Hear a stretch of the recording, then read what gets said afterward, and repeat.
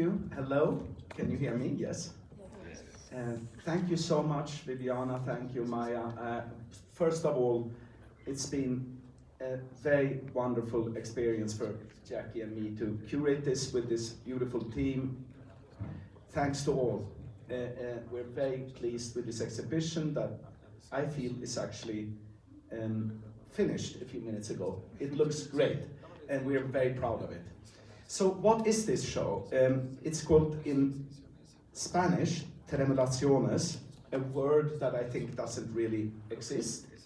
And it doesn't exist in its Swedish original, Tremulationer, either, and it doesn't really exist in English, Tremulations. But there was a small book called exactly that, and the author was world famous in the 18th century, and he kept being influential. His name was Emanuel Swedenborg, and he was, just like me, from Sweden, actually from the same city, from Stockholm. But he became more famous, I think, in other countries. He lived and then also died in London, where there is a Swedenborg Society. He became influential on the Romantic writers, Goethe and all the German Romantics. And also influential on the English Romantics. Later on, in France, there was a movement called Symbolism. The most important writer was, of course, Baudelaire. He wrote a small poem called Correspondences, which is a Swedenborg statement. Later on, the Surrealists liked Swedenborg. Even in the manifesto, André Breton, the second manifesto, he quotes Swedenborg as a kind of precursor of Surrealism. What we didn't know, I mean, Jacqui and I are no Swedenborg scholars, but we didn't know that he had an enormous presence on this continent. One of the most important writers from this country who won the Nobel Prize is, as I don't need to tell you, Octavio Paz. He was a reader of Swedenborg, and when he received the prize in Stockholm, he quoted Swedenborg. Maybe even more popular today among people in the art world is Borges, who claimed that Swedenborg was the greatest man ever walking on earth. And you can find him on YouTube. You can find actually Borges himself reading the poem Swedenborg. Swedenborg was perhaps what one would call a mystic. That's how he became world famous. A visionary, someone who had religious thoughts and managed to write about them. In England, the society became also a church. He had religious followers, actually. Maybe the most well-known of all of them, even more famous, I guess, than the writers I'm mentioning, is William Blake. William Blake and his wife would go to these Swedenborg gatherings in London. And that's an example of this strange thinker also having an effect on the visual arts. This exhibition is a contemporary art show. Many of the artists are active, very visible people. We have a number of great artists from this country. Mario, I'm so happy that we could place your piece in our show without telling you exactly what our plan was. And we have great works by Gabriel Orozco. Gabriel was actually quite involved. I mean, at least we spoke to him a number of times. And we've done a small book, which is not a catalog. It's a little piece in itself. And we have some of the works We have Mario's piece there, in, of course, but we also have 9 new drawings by Gabriel Orozco. They're not in the show, they're only in the book. And they are about vibrations. It was a strange coincidence that Gabriel right now is working on some sort of music experiment. Hard to define exactly what it's about. It's more about the translation between different mediums. Him playing the piano, it being recorded, it being transcribed into scores, then Gabriel turning them into drawings and ultimately into paintings. You can look at them in the little book. And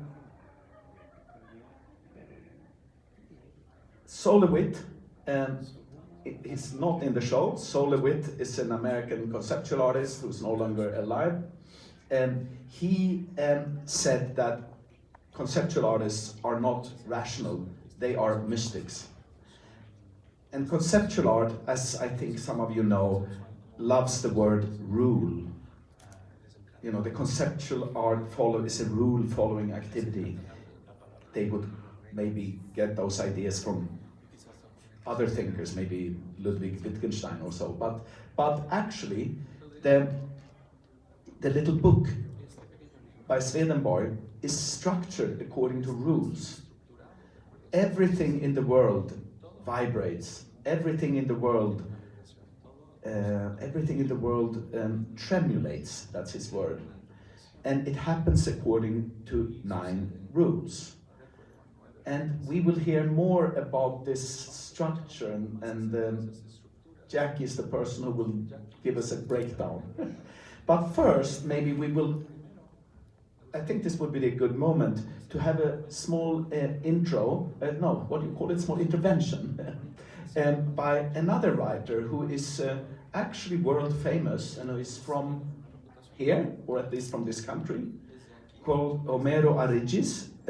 Homero is in New York right now, so he cannot be here physically, but he will be with us. Homero was he was the president of the Pen Club, very, very important person in the literary world, and he was also, strangely enough, the chairman of the Swedenborg Society in London. He liked Swedenborg, and he has written a little poem, not for us, but almost. At least he's going to read it to us.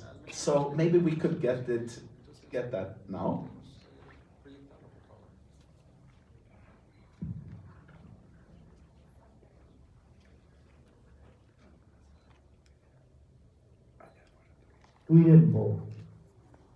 Swedenborg, en la hora del juicio final de nuestra época, dime, ¿qué es el hombre? Un vendedor de paraguas caminando entre coches estacionados en el crepúsculo, o una franelera limpiando con las manos los vidrios de un automóvil que fumiga los charcos azules de Dios. Tú que has ido por la calle con un abrigo de piel de reno, zapatos con hebillas de distinto color y unos ojos avellanados que vieron a Los Ángeles en las calles de Londres, ven, te invito a recorrer conmigo esta ciudad que devora a sus hijos y cuyo paisaje se ha vuelto parte de mí mismo.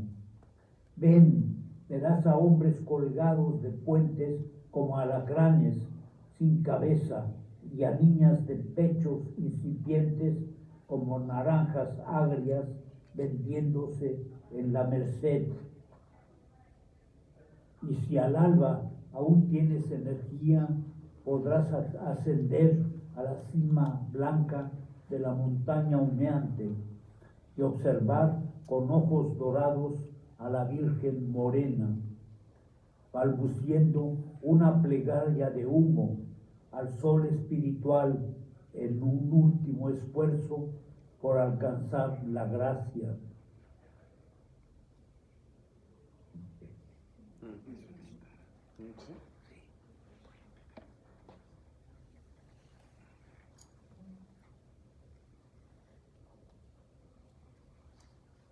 Sorry, is this on? Sorry if I was obscuring Homero at all. I didn't realize he was literally whispering in my ear. Okay, so yes, it's a shame that Homero couldn't be with us.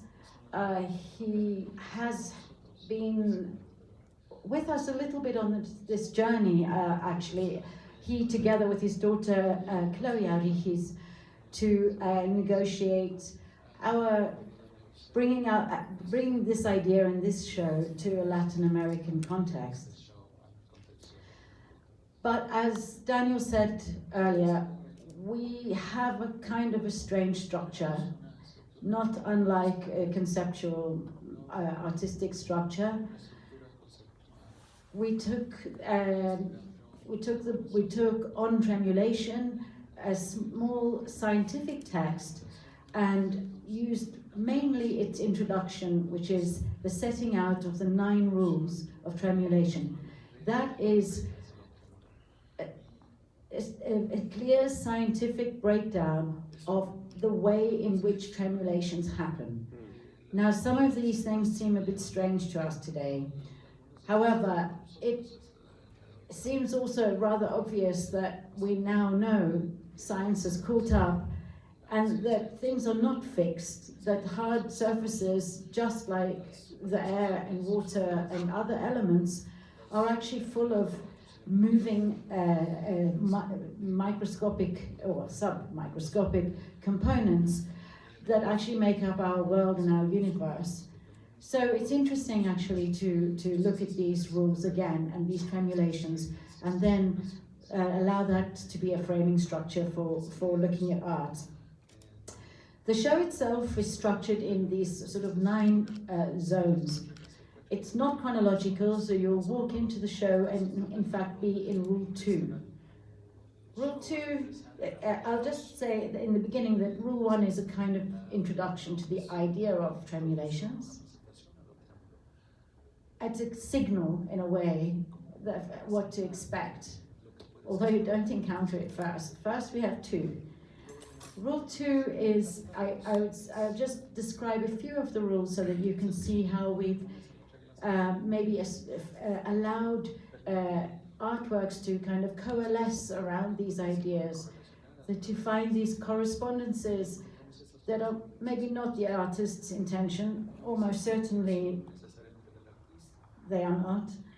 However, they do function in this strange way if one wants to see it. Rule 2 is about membranes, and membranes that are stretched very tight are the best conductors of tremulations. And that's something like a drum, which is very easy to understand. And as you walk into the show, you will see several references to drums and beats, to percussion.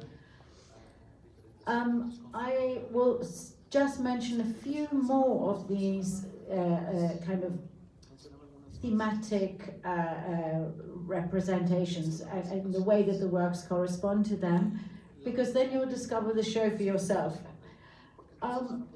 We can talk about Mario's rule, which he didn't know until just now, but it's a rule about atmospheres, about the density of atmospheres.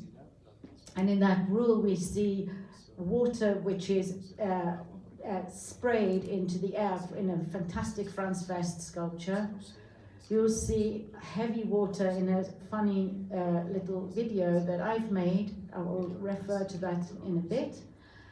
And you'll also see the lightest of these elements, and that is air, and it's actually our artist's breath.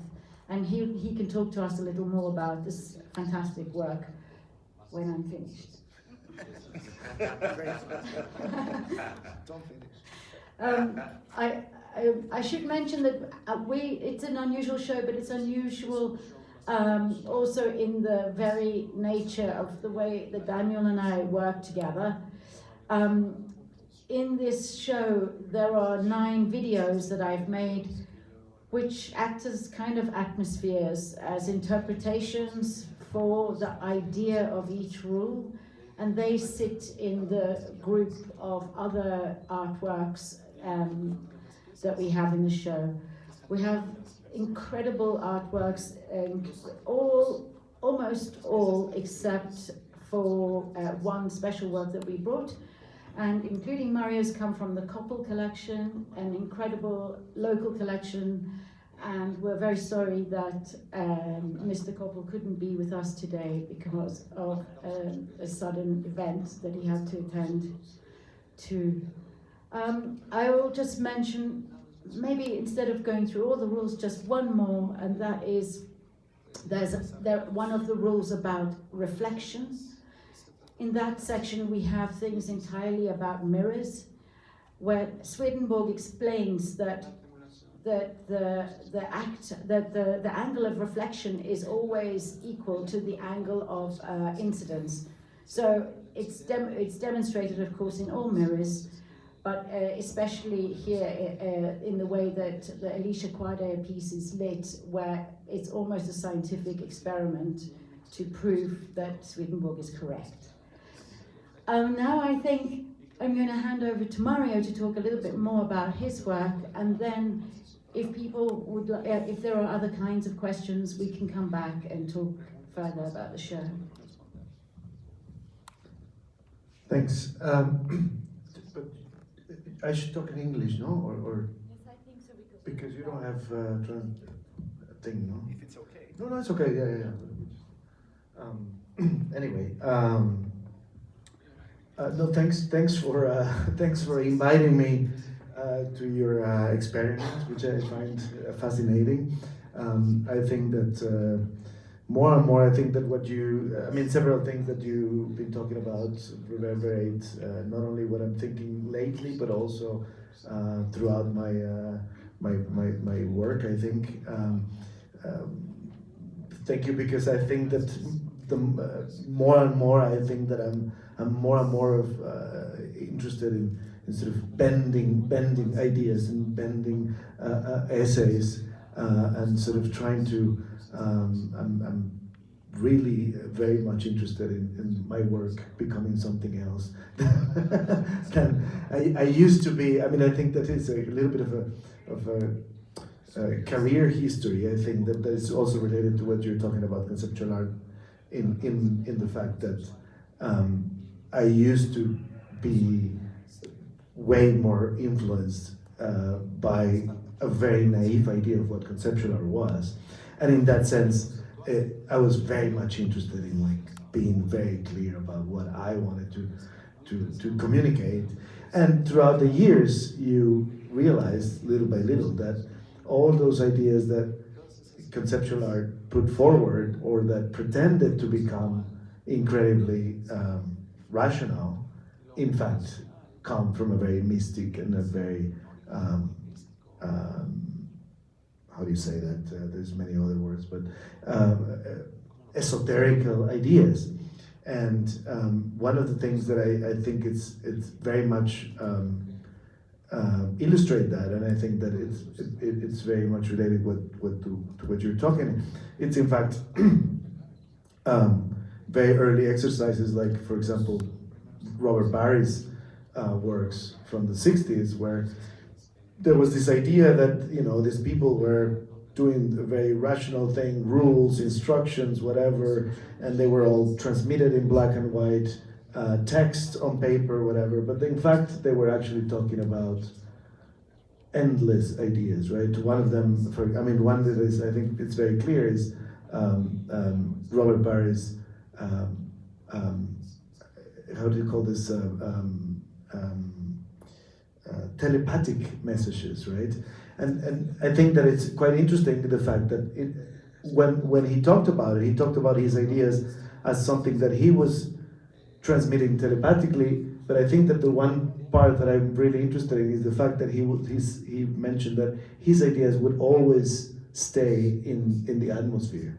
So it's a kind of, and in fact it's the same as sound and reverberation, right? Sound, you're talking about reverberations in materials, but I think I've been very much interested. With a colleague, I made a performance about reverberations in sound, and how those sounds, in fact, we are always coincided with all these reverberations in history. So this energy is in fact being around with us forever and ever.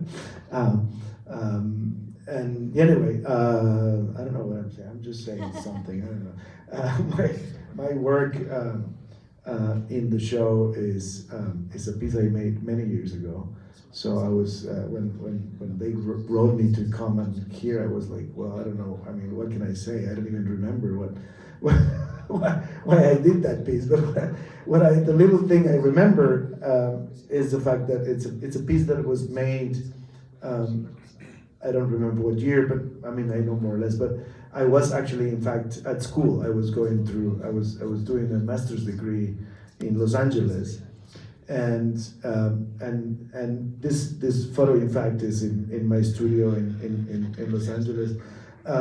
But what I remember was that, I mean, it was certainly a kind of poetic license that I took at the moment. But what I remember, it was when you go into school, more so CalArts, which is you go in there just to figure out how to talk about your work, and I think that there was a tension that I thought was kind of interesting, which is the fact that you're always fighting against the context in which you're working with, and so there's this kind of idea that poetically the breath becomes something that a kind of manifestation of what you want to transmit, your ideas that you want to communicate, but then there's always that kind of context that is kind of holding them to the world.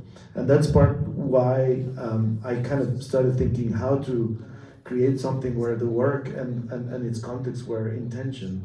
And so I really love the fact that you extended the string, which in fact is way more important than the breath or the whatever the gas that represents the breath, because it's actually what I'm more interested in is the tension and possibly the vibration that is happening between the floor and the balloon that is holding that string. So the balloon is the most visible thing, but in fact what is more important is that what is holding it. And but I don't know how much more I have to talk. I want to say one thing. Hi. I think that's so great, but I just wanted to mention one small thing that anyone else can pick up on that I didn't mention about the show itself. But Mario's mentioned it several times, which is transmission. And it is actually a big element of the exhibition itself, and also how Daniel and I understand what it is a tremulation. A tremulation is not only the kind of physical vibration in a surface in the air or whatever, but it is also about the transmission of ideas, the transmission of thoughts, the transmission mechanically also it appears in the show, the transmission that happens in strange ways. For example, the television before the onset of the digital kind of era that we find ourselves in is a transmission of image through sound. And these mysteries, I think, are part of, that's a mechanical way of understanding these kind of this mysterious way in which ideas and thoughts are transmitted in a space or kind of through histories.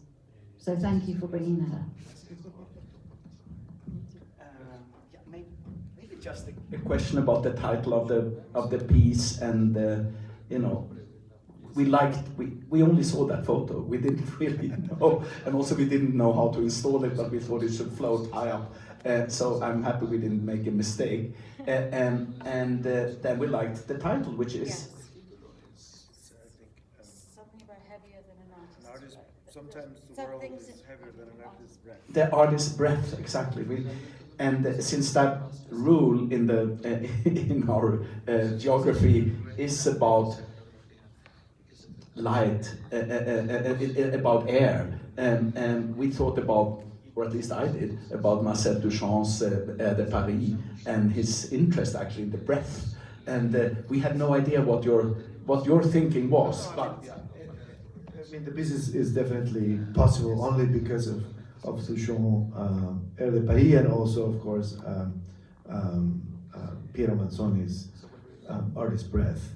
I think that, I mean, at the end of the day, I think that both of them were looking for something totally different, but I think that, I mean, it's only possible to read it through that history, definitely.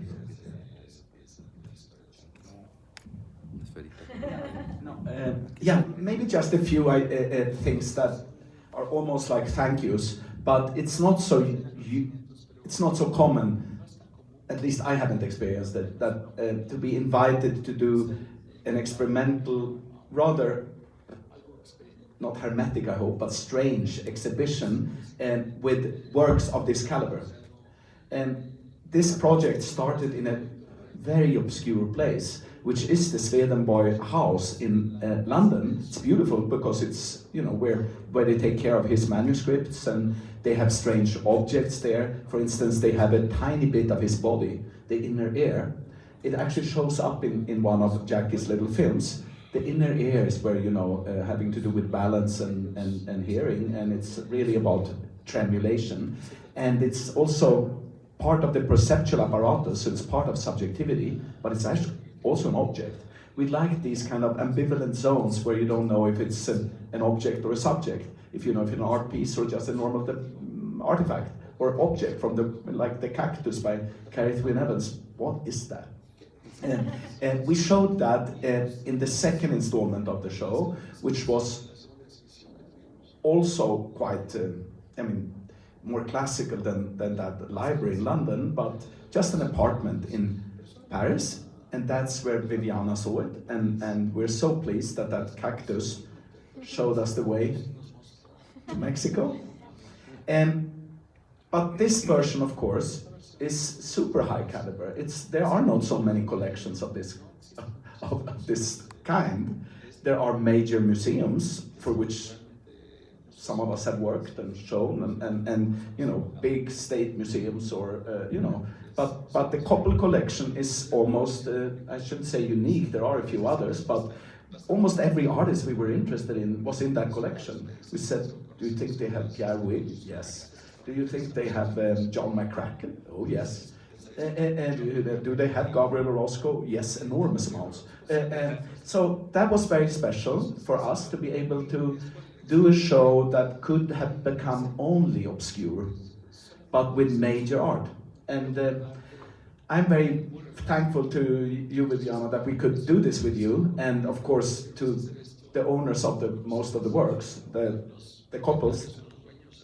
And I've worked most of my life in more traditional museums, and I've done so many boring presentations of collections that have to do with nationality, gender, geography, age, of course. Nothing wrong with that. It's, you know, what we all take for granted that we need to know about an artist. British art now, you know, I didn't do that, but I mean, things like that happen. And that's why I just want to say that, you know, an unorthodox experiment like this makes my, not only professional, actually my life more meaningful. So I want to say thank you for that. I don't know if you agree. Of course. No, I think that, yes, our way of working is an experiment in itself, which makes it fun. And we hope that we are kind of placing these incredible works in a structure which kind of opens them up for other people to think about, and to think about their own readings of things. I don't know if we should talk more about any specific works, or if Viviana, if we should invite some questions from the audience. I mean, maybe I have a question for you. I mean, how that?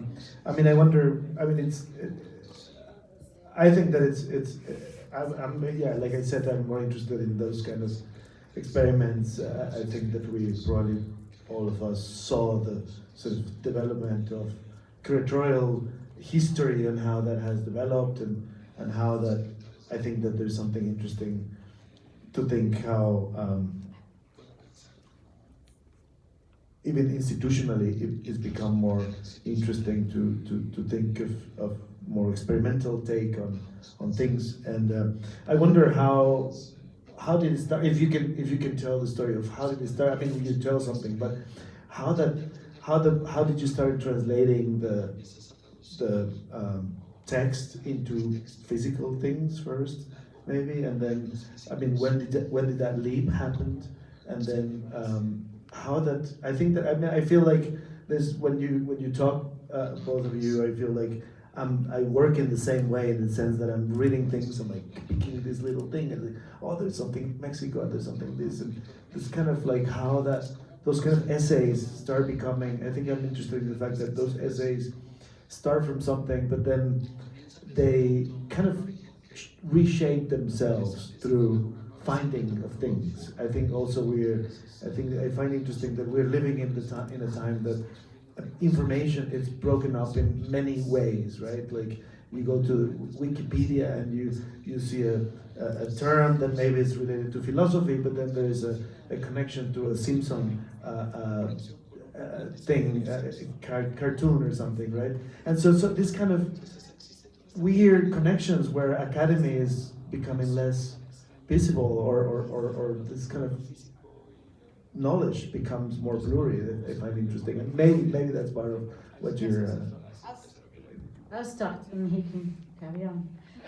So I think maybe it's interesting just to talk a little bit about the story of how we started, why we did the first exhibition. So as we've said, this is the fourth iteration of this show. Each one is completely different works and in different places. The first is in Swedenborg House, as Daniel mentioned. But what happened is that we both, for different reasons, went there. We went together, but with different interests, and we were invited to do something. There was on Tremulation, the small text was going to be republished, so we both read it and thought it was a great jumping off point to do something. The first show was a little bit more about the society's location itself. So we took things from their archive, and these are very obscure things. There's the ear bone that we've already mentioned, and we imagined that if Swedenborg's ear could hear things, perhaps it could also generate things. So perhaps it was a reverberation from the ear bone and not only into it. And so that if we positioned objects and some artworks around the ear, that this made sense in some way. It kind of did, though, because we managed to combine artworks with artifacts, and we presented them all in the same way. So they all had equal presence. And I don't know if this answers anything about your question, but it's in a way to just think about things and to put the very few rather interesting artworks that we had in the show in correspondence, in relation to these strange things that we found downstairs in the basement, quite literally, like a box that was a box of photographs that documented Swedenborg's remains of his body being returned to Sweden from London. So these strange remnants that were left behind of another life and of another passage. Also the first television broadcast, which again appears in this show. And the first television broadcast is interesting because it was staged by the BBC in the 1930s, and it was a poem called, a play called The Man with a Flower in His Mouth, which is a very strange title and a strange subject for the first transmission by an Italian writer, and it's really about death, or it's about ideas around death. So there are strange coincidences that continue, and that, in a way, that beginning led us to changing things more along the way, but that's the beginning. Yeah, I used to live in London, and I used to be on a bus 55, a double-decker bus, and when you passed by Swedenborg House, I always looked at it because I'm Swedish and I know Swedenborg more as a rumor. There's a Swedenborg street in Stockholm, and I just know who that. I always knew that he existed. And a small book of his dream book has actually become, a not a bestseller, but kind of, I think. And people have it in pockets, So it's his strange erotic dreams and religious dreams and very strange stuff. And one can understand why that was important for the surrealists. So I looked at that, and then I met an art historian called Bryony Fair, quite famous in England, or actually very famous art historian. And she said I should go to Swedenborg House, and I said, oh, okay. And it had to do with the fact that she curated a very large exhibition of Hilma af Klint. And Hilma af Klint is another Swedish mystic. Maybe those two are the two famous Swedish mystics now, Swedenborg and Hilma af Klint. And I was quite close to this whole Hilma af Klint rediscovery, because the exhibition that started to travel all over the world was actually produced by the museum where I was the director. I wasn't even the curator of that show, but I was kind of the PR agent. No, but I followed it to the Guggenheim and to Brazil and everywhere. And then we went to Swedenborg House, and Jacqui, close friend, joined, and they said, can you not do something here? They started to do small shows. And what we did there really maybe wasn't an art show. We certainly did not have access to the kinds of works that we have here.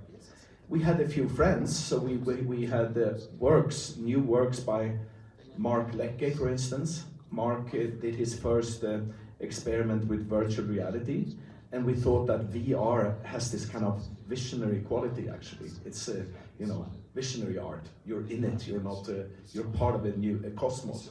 So we premiered a small Mark Leckie virtual reality piece as part of our show, and then we read that text, and in a way we just produced a context for a book launch.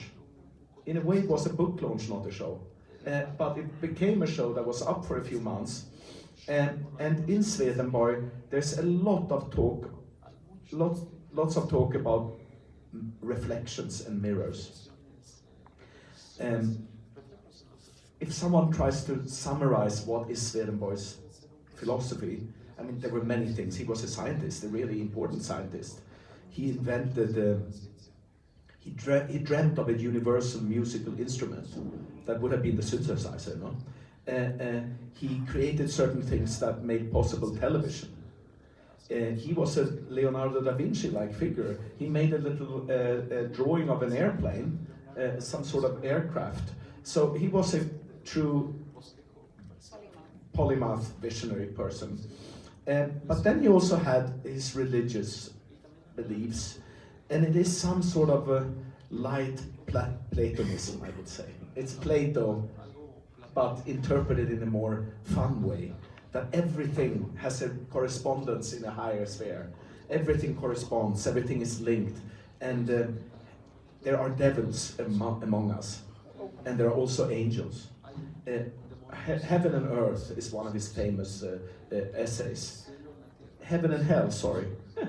So, Heaven and Hell, yeah. Hell. Yeah, and Heaven and Hell you can find on Earth. Yeah.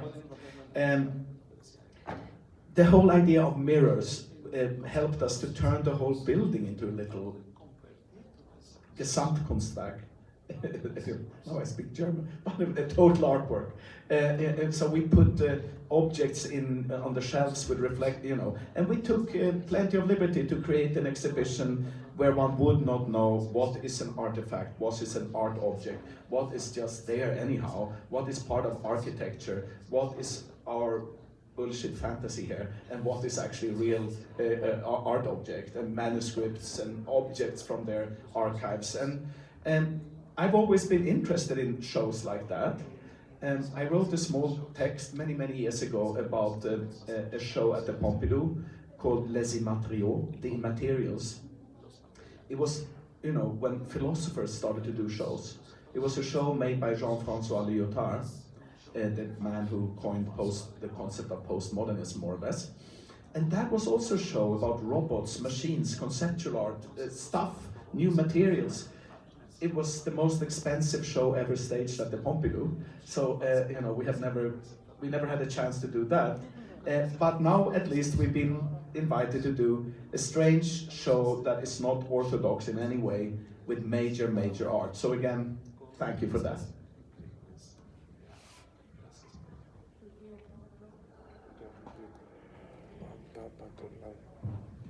We can open the floor to questions, if anybody has a question.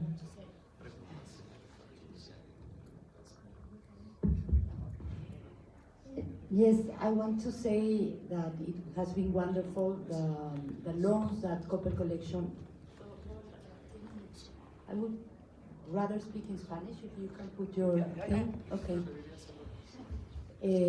Sí, el préstamo fantástico de la colección SIAC, de la colección Coppel, que es una colección mexicana con obra importantísima, como ya dijeron Daniel y Jacqui, y es una fortuna tener todas estas obras reunidas aquí, y sobre todo con el ojo de ustedes, que hace esto mucho más interesante, divertido, y que provoca la imaginación y otro tipo de pensamiento, que eso es lo que buscamos en el museo, y por eso bienvenido lo experimental.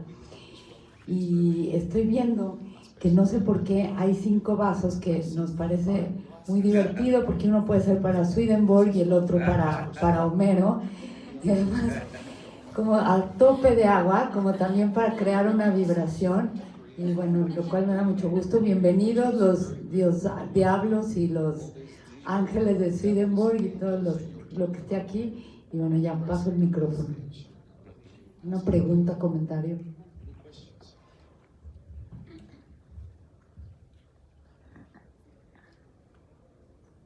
Hi, thank you for being here. I'm also going to speak in Spanish.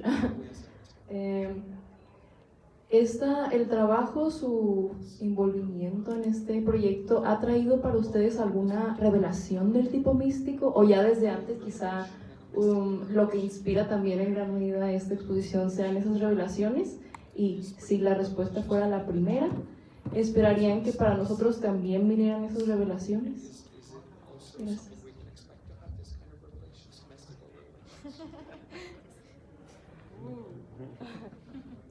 That's clearly for you. Okay. Well, if you have a mystical revelation, we really hope that you can somehow record it and let us know, because that would be amazing. Yeah.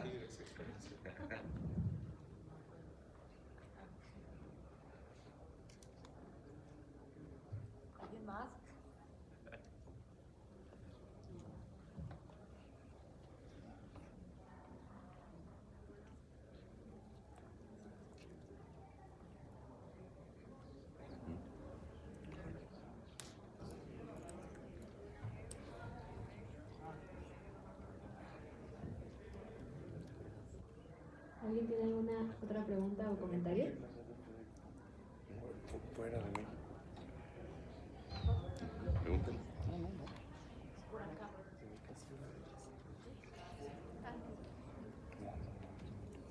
¿Qué quieres?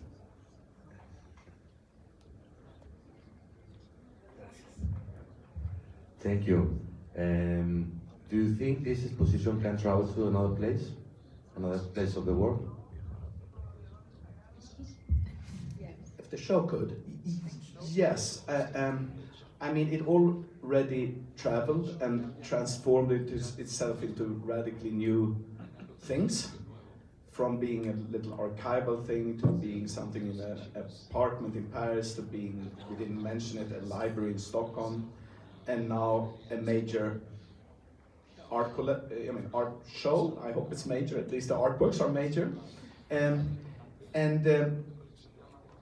I have been thinking that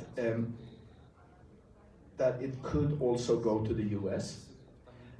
Why? I mean, it could, in principle, maybe go almost anywhere, because if Swedenborg's ideas are taken seriously, things do vibrate and tremble, and what seems stable is maybe not so stable. And to look at objects and artworks from that perspective, I think is globally interesting.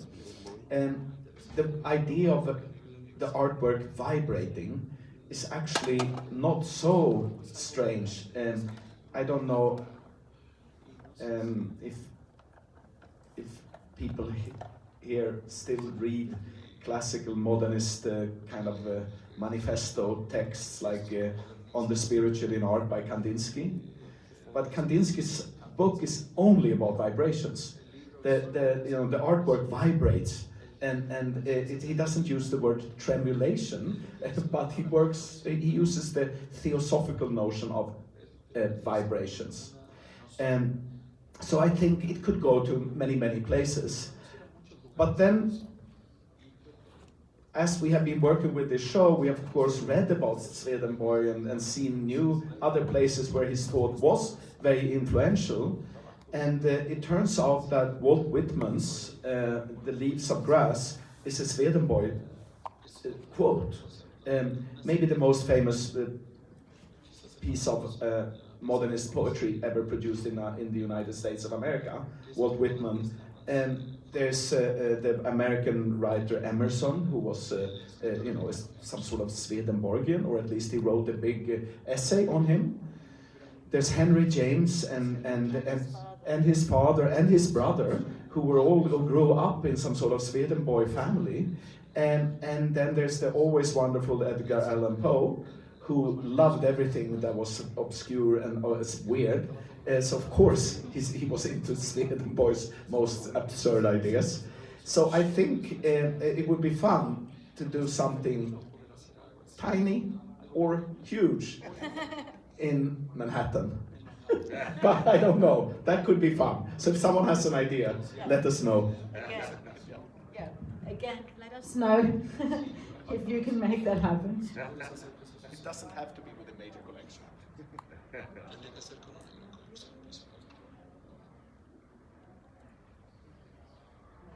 ¿Alguien más? Ahí hay alguien.